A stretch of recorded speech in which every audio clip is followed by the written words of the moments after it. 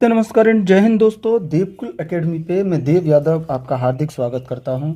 आशा करता हूं आप सभी स्वस्थ मस्त और ज़बरदस्त होंगे और बेहतरीन तरीके से अपनी पढ़ाई कर रहे होंगे। रोज़ाना की तरह करंट अफेयर का जो आपका रिवीजन है वो आज हम 25 जुलाई का रिवीजन करने वाले हैं और बहुत बेहतरीन तरीके से हम रिवीजन करने वाले हैं। तो कल मैंने पूछा था कि आप थोड़ी क्लास बड़ी हो जाए लेकिन रिवीजन अच्छे से कराया जाए, तो उसमें कमेंट आप लोगों के आए थे कि हाँ अच्छे से आप कराएं, थोड़ा 2-4 मिनट बढ़ जाएंगे उससे कोई प्रॉब्लम नहीं है। तो ये आपके लिए भी फ़ायदा है कि अगर 2-4 मिनट बढ़ती हैं और क्लास में ही आपको अगर याद होता है तो आपके लिए ये बेहतर है। ठीक है, तो इसी के साथ अगर आप चैनल पर नए हैं तो प्लीज़ चैनल को सब्सक्राइब करें, बेल आइकन को प्रेस करें ताकि आगे आने वाली वीडियो का अपडेट मिल सके आपको सबसे पहले। चलो शुरू करते हैं आज की क्लास। आज है 25 जुलाई। 25 जुलाई travel and leisure world's best awards 2025 में शामिल भारत का एकमात्र हवाई अड्डा कौन सा है? तो इसमें मुंबई जो हवाई अड्डा है, जो छत्रपति शिवाजी महाराज टर्मिनल हवाई अड्डा है जो मुंबई का, वो इसमें एकमात्र टॉप 10 में शामिल हुआ है। तो ये भी आपको याद रखना है कि टॉप 10 में एकमात्र हवाई अड्डा है भारतीय जो इसमें ये शामिल हुआ है। उसका नाम क्या है?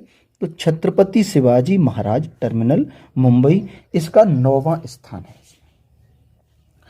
छत्रपति शिवाजी महाराज टर्मिनल जो है इसका कौन सा स्थान है? ये भारत का एकमात्र है जो टॉप 10 के भीतर है और ये 9वें स्थान पे आया है।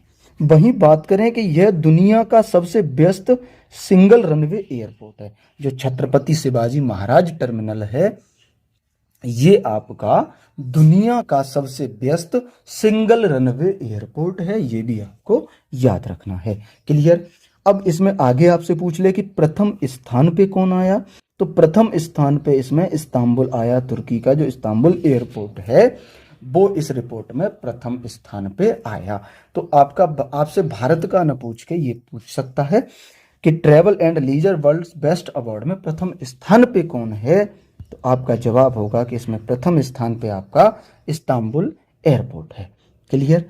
प्रश्न आपका महत्वपूर्ण है कि पहली बार टॉप 10 में कोई भारतीय एयरपोर्ट शामिल हुआ है, तो ये आपको याद रखना है। अगले की बात करें आपसे, G7 शिखर सम्मेलन 2025 का आयोजन कहाँ हुआ है?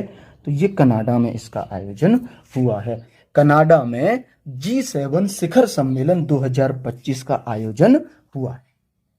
क्लियर? आपसे पूछ ले कि G7 शिखर सम्मेलन 2025 का आयोजन कहाँ हुआ, तो आपका जवाब होगा कि ये आयोजन आपका कनाडा में हुआ है। अगले की बात करें, अंतर्राष्ट्रीय खेल दिवस कब मनाया जाता है? तो ये 11 जून को मनाया जाता है। इसको आपको याद रखना है कि अंतर्राष्ट्रीय खेल दिवस 11 जून को मनाया जाता है। क्लियर? अगले प्रश्न पे चलते हैं। मॉर्गन स्टैनली ने कब तक भारत के दुनिया की तीसरी सबसे बड़ी अर्थव्यवस्था बनने की घोषणा की है?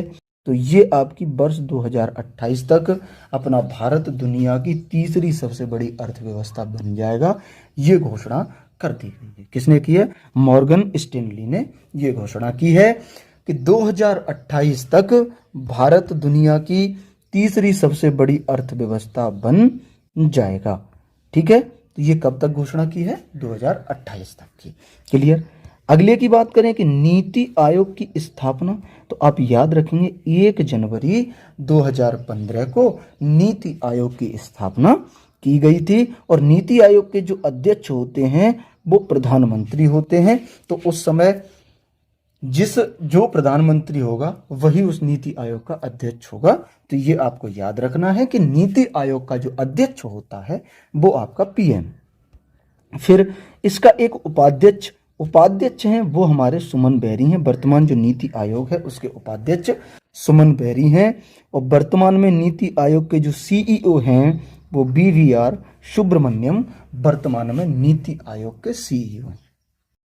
तो अगर नीति आयोग की स्थापना पूछे, अच्छा नीति आयोग ये योजना आयोग के नाम परिवर्तन करके 1 जनवरी 2015 को इसका नाम नीति आयोग कर दिया गया था। तो ये भी आपको इसके लिए याद रखना है। ठीक है, नीति आयोग के अध्यक्ष आपसे पूछे, अध्यक्ष हमारे जो वर्तमान में प्रधानमंत्री होंगे वो अध्यक्ष होते हैं। और उपाध्यक्ष जो हैं वर्तमान में वो सुमन बेरी हैं, और वर्तमान सीईओ की बात करें तो बीबीआर सुब्रमण्यम है। तीनों प्रश्न बहुत इंपॉर्टेंट हैं, आपको अच्छे से याद रखने हैं। अगले पे चलें। आईएनएस गुलदार में भारत का पहला अंडर वाटर म्यूजियम कहाँ प्रारंभ होगा? तो ये आपका महाराष्ट्र में प्रारंभ होगा। आईएनएस गुलदार में भारत का पहला अंडर वाटर म्यूजियम। तो ये प्रश्न आपके लिए 100% महत्वपूर्ण है। ठीक है, कि आईएनएस गुलदार में भारत का पहला अंडर वाटर म्यूजियम कहाँ प्रारंभ होगा? तो आप याद रखना कि ये प्रारंभ होगा आपका महाराष्ट्र में। कहाँ प्रारंभ होगा बच्चा? तो ये प्रारंभ होगा आपका महाराष्ट्र में। यहां तक कोई दिक्कत? क्लियर। अगले पे चलें। अगला है आपका राष्ट्रीय आयकर दिवस 2025 कब मनाया गया है? तो ये आपका 24 जुलाई को राष्ट्रीय आयकर दिवस 2025 मनाया गया। तो आपसे अगर पूछ ले कि राष्ट्रीय आयकर दिवस कब मनाया जाता है, तो ये आपका 24 जुलाई को राष्ट्रीय आयकर दिवस मनाया जाता है। आगे बात करें, अंतर्राष्ट्रीय न्यायिक कल्याण दिवस पहली बार कब मनाया गया? तो ये पहली बार आपका 25 जुलाई को मनाया गया है अंतर्राष्ट्रीय न्यायिक कल्याण दिवस। और कब मनाया गया है? तो ये पहली बार 2025 में ही मनाया गया है अंतर्राष्ट्रीय न्यायिक कल्याण दिवस। क्लियर। अगले प्रश्न की बात करें, जीएसटी दिवस कब मनाया जाता है? तो ये आपका 1 जुलाई को जीएसटी दिवस मनाया जाता है। फिर ग्लेशियर संरक्षण दिवस कब मनाया जाता है? तो ये आपका 21 मार्च को ग्लेशियर संरक्षण दिवस आपका मनाया जाता है। वहीं बात करें आशा दिवस की, तो आप याद रखेंगे कि 12 जुलाई को आशा दिवस मनाते हैं। और विश्व ध्यान दिवस की अगर आपसे बात करें तो ये 21 दिसंबर को विश्व ध्यान दिवस मनाते हैं। यहां तक क्लियर। तो आपको याद रखना है कि जीएसटी दिवस कब मनाते हैं, तो आप याद रखेंगे 1 जुलाई को मनाते हैं। आपसे पूछे ग्लेशियर संरक्षण दिवस, तो वो आपका 21 मार्च को मनाया जाता है। और वहीं अगर आशा दिवस पूछे तो वो आपका 12 जुलाई को। आगे आपसे पूछे कि विश्व ध्यान दिवस, तो ये आपका 21 दिसंबर को मनाया जाता है। तो ये आपको प्रश्न इसके याद रखने हैं। क्लियर। अगले पे चलें। ओकला की स्पीड टेस्ट के अनुसार औसत इंटरनेट कनेक्शन स्पीड के मामले में भारत को वैश्विक स्तर पर कौन सा स्थान मिला है? तो इसमें भारत को वैश्विक स्तर पर 26वां स्थान मिला है। बात करें इसमें टॉप पर कौन है, तो यूएई इसमें टॉप पर आया है। वहीं यूएसए का इसमें जो क्रम है वो 13वां है। और अगर चीन की बात करें तो चीन इसमें 8वें स्थान पे। प्रथम स्थान पे इसमें दुबई है, यूएसए का 13वां स्थान और चीन का 8वां स्थान है। वहीं भारत की बात करें तो भारत इसमें 26वें स्थान पे है। बात करें विश्व खुशहाली सूचकांक में, इसमें भारत 118वें नंबर पे है विश्व खुशहाली सूचकांक में। आगे आपसे पूछे कि प्रेस फ्रीडम इंडेक्स में भारत की रैंक 151 है। वहीं एचडीआई में पूछे तो 130वीं रैंक है। अगर पूछे कि भ्रष्टाचार में भारत की रैंक कितनी है, तो 96वीं रैंक है भ्रष्टाचार में।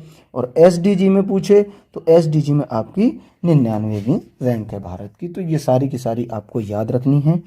प्रेस फ्रीडम इंडेक्स 151वीं, विश्व खुशहाली सूचकांक 118वीं, ह्यूमन डेवलपमेंट इंडेक्स 130, भ्रष्टाचार सूचकांक में 96 और सस्टेनेबल डेवलपमेंट इंडेक्स में आपका 99वां। एसडीजी में कितना है? 99वां स्थान है। क्लियर। अगले की बात करें, हाल ही में CO2 को शक्कर में बदलने की उपलब्धि किसने हासिल की है? तो ये उपलब्धि चीन ने हासिल की है। CO2 को शक्कर में बदलने की उपलब्धि किसने हासिल की है? तो ये उपलब्धि दोस्तों चीन ने हासिल कर ली है। आगे बात करें, पर्यावरण बहाली कार्यक्रम बिथूट किसने प्रारंभ किया है? तो ये आपका केरल ने बिथूट जो कार्यक्रम है वो प्रारंभ किया है। 12वां क्षेत्रीय 3R और सर्कुलर इकोनॉमी फोरम का उद्घाटन कहाँ किया गया है? तो इसका उद्घाटन आपका जयपुर में किया गया है। 12वां क्षेत्रीय 3R और सर्कुलर इकोनॉमी फोरम का उद्घाटन।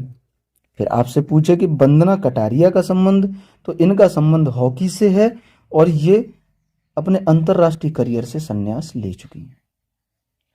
ठीक है, अंतरराष्ट्रीय करियर से ये अपना संन्यास की घोषणा कर चुकी हैं। वहीं आगे आपसे बात करें खंजर अभ्यास की, तो ये आपका इंडिया और किर्गिस्तान के बीच में खंजर अभ्यास का आयोजन किया जाता है। यहाँ तक क्लियर। अगले पे चलें। तटरक्षक बल के लिए अंतिम स्वदेशी नियंत्रण पोत समुद्र प्रचेत कहाँ लॉन्च हुआ है? तो ये आपका गोवा में लॉन्च हुआ है। जो समुद्र प्रचेत है ये पोत कहाँ लॉन्च हुआ? तो ये आपका गोवा में लॉन्च हुआ। बात करें भारत सरकार ने घरों, होटलों और कारों में एसी की कूलिंग सीमा कितनी निर्धारित करने की घोषणा की है? ये 20 से 28 डिग्री एसी की कूलिंग सीमा निर्धारित करने की घोषणा की है। आगे बात करें शक्ति अभ्यास की, तो शक्ति अभ्यास का आयोजन इंडिया और फ्रांस के बीच में होता है।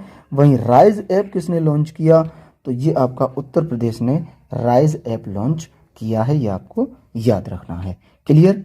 पहला उड़ान यात्री कैफे ये आपका कोलकाता में खोला गया है, पहला उड़ान यात्री कैफे। तो यहां से आपको याद रखना है ये शक्ति अभ्यास।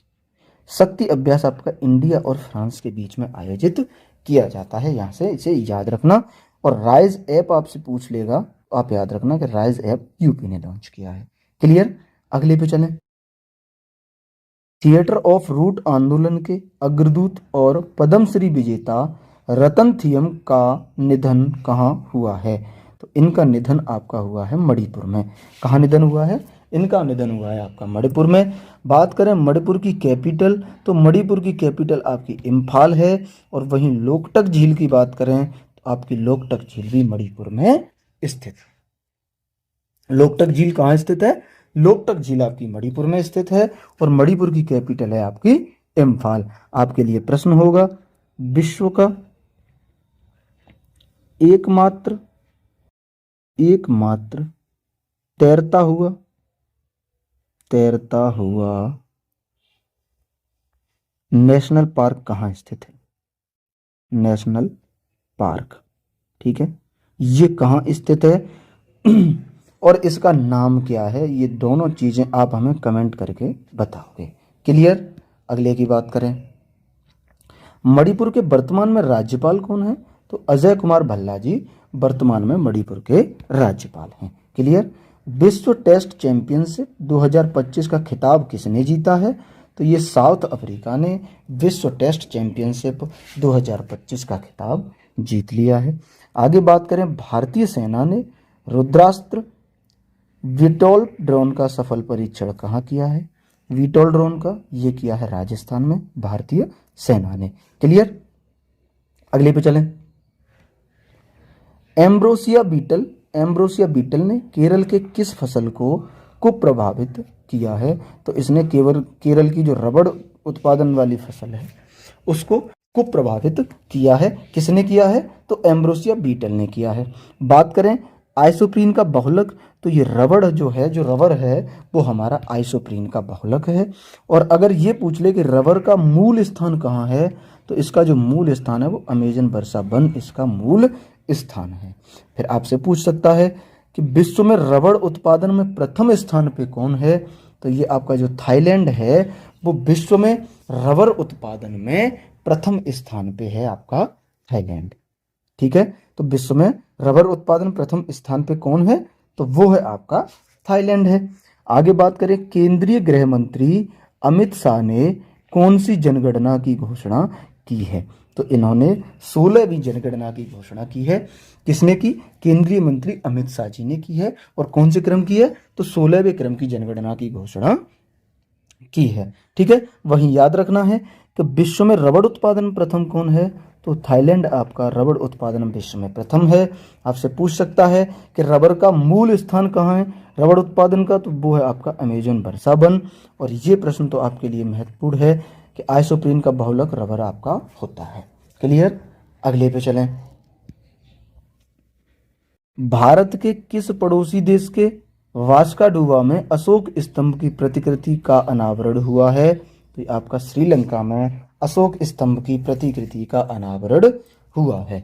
बात करें कि इसके प्रथम शिलालेख, तो प्रथम शिलालेख पशुबलि की निंदा, अशोक जो थे चक्रवर्ती सम्राट अशोक थे उसके प्रथम शिलालेख से पशुबलि की निंदा के उल्लेख मिलते हैं। और वहीं 13वें शिलालेख में कलिंग के युद्ध का उल्लेख मिलता है। जो चक्रवर्ती सम्राट अशोक हैं उनके प्रथम शिलालेख में पशुबलि की निंदा का उल्लेख है और 13वें शिलालेख में कलिंग युद्ध का वर्णन किया गया है। बात करें एयर इंडिया AI 171 दुर्घटना की जांच का नेतृत्व किसने संभाला है, तो गोविंद मोहन को इसका नेतृत्व दिया गया है।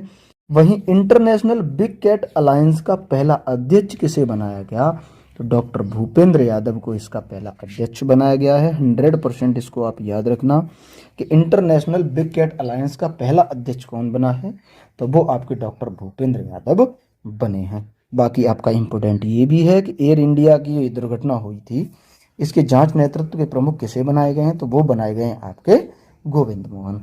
बात बताते चलूँ आपको पैट के बारे में, जो कल मैंने सूचना दी थी पैट की क्लासों के लिए, किसी की कोई कमेंट नहीं आई है पैट की क्लास के लिए। एक भाई की कमेंट सिर्फ आई थी, एक भाई ने कमेंट की थी सिर्फ, ठीक है।